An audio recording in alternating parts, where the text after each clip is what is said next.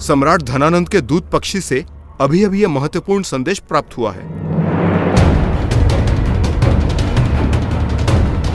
अभी तो अमात्य स्वयं आकर गए हैं, फिर ये संदेश कैसा?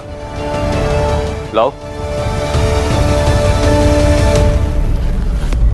मैं तुम्हारे प्रांत के एक छोटे से गांव बांधी में अपने एक सैन्य प्रमुख को भेज रहा, जो वहां के लोगों से कर वसूली करेगा। अपने कार्य में वो दुर्बल और दरिद्र लोगों पर अत्याचार भी करेगा और आवश्यकता पड़ने पर उन्हें मृत्युदंड भी देगा, ताकि समस्त साम्राज्य में ये पता चल जाए कि सम्राट की आज्ञा की अवहेलना करने का क्या परिणाम होता है। मैं चाहता हूं कि तुम इस संदेश को अपने प्रांत में जंगल की आग की भांति फैला दो। मुझे विश्वास है तुम अपना कार्य कुशलतापूर्वक करो और मुझे निराश होने का कोई अवसर नहीं दोगे। कदाचित ये तुम्हारे लिए स्वर्णीय अवसर होगा अपने शिकार तक पहुंचने के लिए। मुझे पूर्ण विश्वास है जगत जला के समूचे प्रांत में घोषणा करने के पश्चात वो चंद्रगुप्त अपनी बची कुची सेना के साथ उन दुर्बल और असहाय लोगों की सहायता करने अवश्य आएगा। तुम्हें वहां पहुंचने में थोड़ा समय लगेगा, इसलिए मैंने तुम्हारे शिकार को उलझाने का प्रबंध कर दिया है।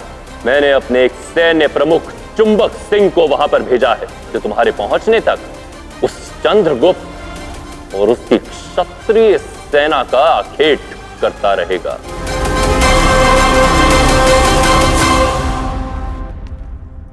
प्रांत के कोने कोने में यह समाचार प्रसारित करवा दो कि बंदी गांव से कर वसूला जाना है। पिताश्री, मैं अर्जुन के साथ तलवार चलाने का अभ्यास करना चाहता हूँ। क्या इसके लिए हमारे शस्त्रागार से 2 तलवारें ले सकता हूँ? यह मगध के महान सम्राट धनानंद ने मुझे एक अत्यंत महत्वपूर्ण दायित्व सौंपा है, और तुम हो कि मुझे अपने व्यर्थ के अभ्यास के बारे में पूछने आए हो। सारे मगध के प्रांतों में यह समाचार फैलाना है, बांदी गांव से कर ग्रहण करके अन्य गांवों को यह उदाहरण दिया जाएगा कि सम्राट की आज्ञा की अवहेलना करने वालों का क्या परिणाम होता है। चलो दुर्गम दागा।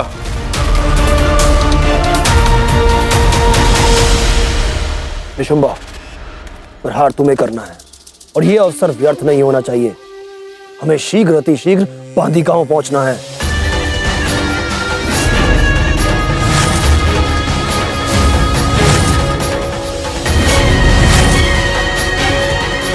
हम सम्राट को निराश नहीं करेंगे।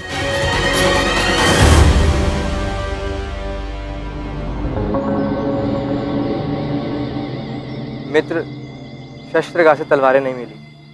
आज हमें इसी लकड़ी की डंडियों से अभ्यास करना होगा। क्या हुआ स्वामी, आप इतने चिंतित और इतने निराश क्यों दिख रहे हैं? क्या समस्या है? वो पिताश्री को सम्राट धनानंद की ओर से विशेष संदेश आया है और मैंने अपनी अनभिज्ञता की वजह से उन्हें परेशान कर दिया। आइए प्रशिक्षण शुरू करें।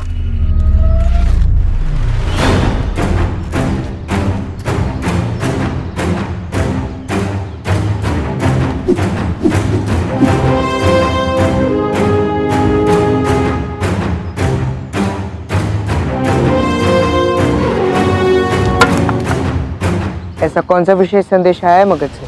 कर वसूली का।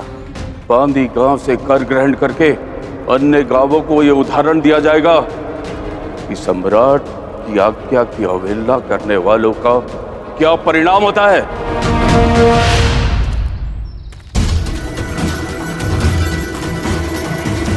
वार कीजिए स्वामी। मुझे तुरंत ही आचार्य और अन्य सभी को इस विषय में सूचित करना होगा और उसके लिए एक आकस्मिक सभा बुलानी होगी। आपकी निराशा को प्रसन्नता में बदलने का मेरे पास एक बहुत ही अच्छा उपाय है। चिड़िया का स्वर सुनेंगे?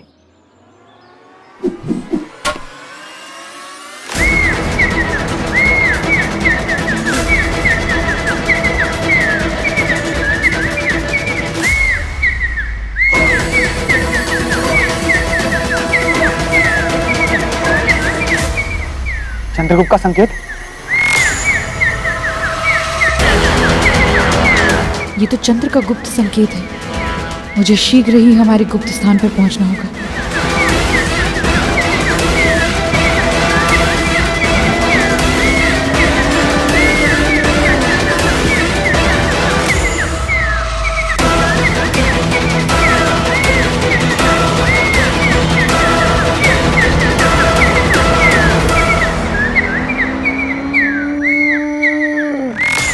अवश्य ही चंद्रगुप्त को धनानंद के विषय में कोई सूचना मिली है।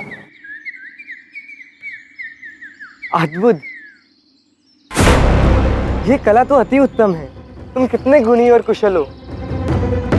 सच में तुम अत्यंत विशेष हो। वो तो मैं जानता हूँ, किंतु इन लकड़ियों से आप एक कुशल तलवारबाज नहीं बन पाएंगे। आप यहीं रुकिए, मैं हमारे अभ्यास के लिए प्रबंध करके आता हूँ।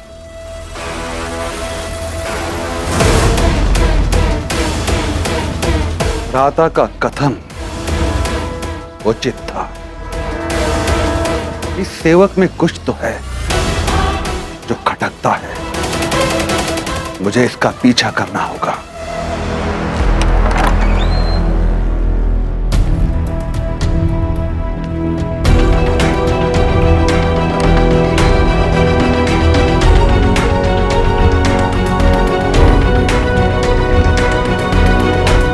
आचार्य, समाचार गंभीर है। धनानंद ने बांदी नामक एक ऐसे गांव में कर वसूली के लिए अपना विशेष दल भेजा है जो पहले से ही दरिद्रता की मार झेल रहा है। जिसने भी सम्राट का कर नहीं चुकाया है उसे मृत्यु दंड मिलेगा, और यह अत्याचार मैं कदापि नहीं होने दूंगा। आचार्य, तुम सही कह रहे हो चंद्र। हम उस दुष्ट धनानंद को इस प्रयास में सफल नहीं होने दे सकते। निसंदेह महारानी, हम ऐसा नहीं होने देंगे, परंतु सावधानी बरतनी होगी। ये उस दुष्ट धनानंद की कोई चाल भी हो सकती है, हमें हमारे छिपने के स्थान से बाहर निकालने की। किंतु आचार्य, यदि हमने उनकी सहायता नहीं की तो कोई भी उनकी सहायता नहीं करेगा, और यदि आज हम उनकी रक्षा के लिए खड़े होंगे तो समय आने पर वो भी हमारी सहायता के लिए खड़े होंगे। और आचार्य, वैसे भी हमारी तो योजना भी यही थी ना कि हम मगध की प्रजा का समर्थन लेकर धनानंद की जड़ों को, उसके मूल को खोखला करेंगे। इसलिए हम इस अवसर को ऐसे ही जाने नहीं दे सकते। उचित है, परंतु जो भी करना है अत्यंत सावधानी से करना होगा। संकट कहीं से भी आ सकता है। वो दास अवश्य उस भवन में गया होगा, किंतु उसका यहाँ क्या काम? इंद्रजनिक, प्रांत में उपस्थित हमारे सभी क्षत्रिय भाइयों को ये सूचित कर दो कि हमें शीघ्र अतिशीघ्र बांदी गांव की ओर कूच करना है।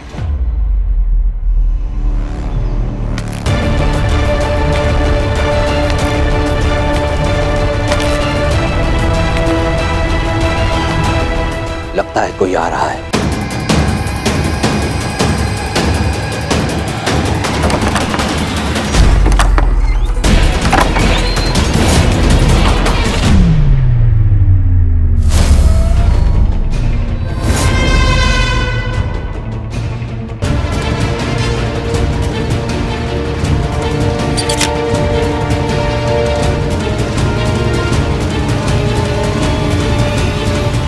मैंने अभी यहाँ कुछ लोगों की आवाज सुनी।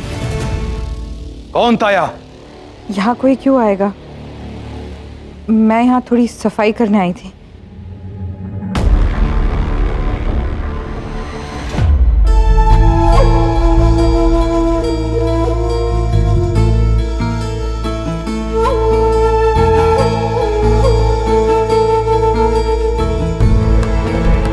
कितने सुंदर और सशक्त हाथ है तुम्हारे। प्रतीत होता है किसी योद्धा के हाथ है।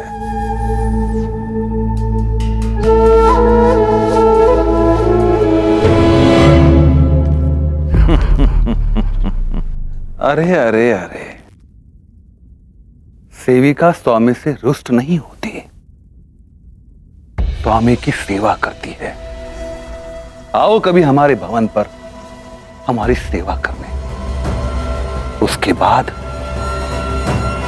तुम्हारे इन हाथों में ये मलिन वस्त्र नहीं, सोने के कंगन होंगे। यहां मेरा काम समाप्त हो गया। आज्ञा दें।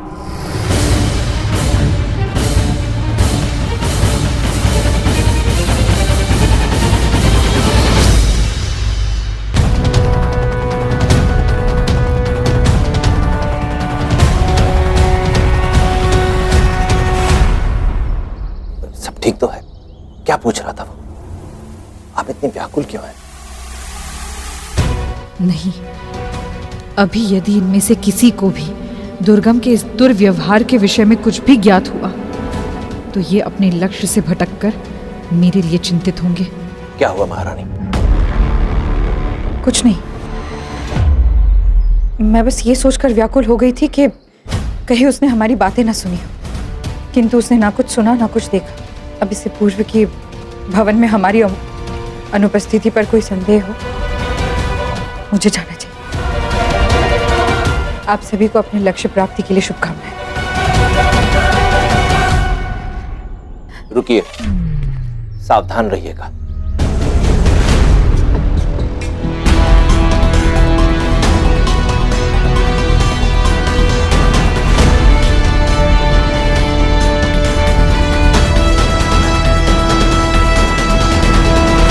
मैं चुंबक सिंह यहाँ मगध के महान सम्राट धनानंद के आदेश पर आया हूँ और मेरे यहाँ आने का एक ही उद्देश्य है कि तुम सब लोगों को और अधिक कर देना होगा।